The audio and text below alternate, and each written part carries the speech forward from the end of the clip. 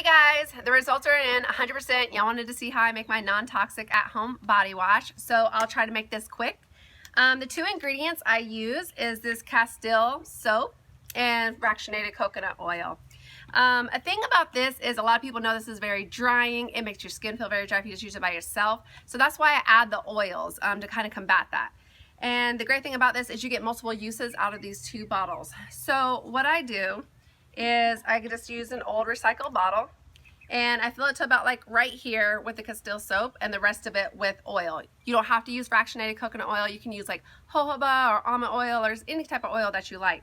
But the cool thing is it makes this like cool chemical reaction where it makes this really creamy, luxurious body wash and foams really nicely and it leaves your skin really, really smooth, non-toxic, not all those chemicals, and it's really, really cheap to do.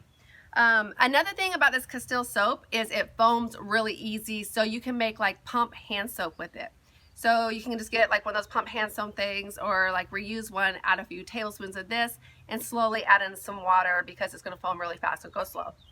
You can add in your own smells. If you want an antibacterial hand soap, you can use some antibacterial essential oils. If you have some questions about that, just message me. I'll tell you which ones I use. You can also get this unscented, so you can make any scent you want out of essential oils. I just like the lavender because it already smells good and already has it in it. But yeah, that's it. Super simple, non-toxic, super cheap. You can make multiple uses, hand soap, body wash, multiple body washes from these two bottles.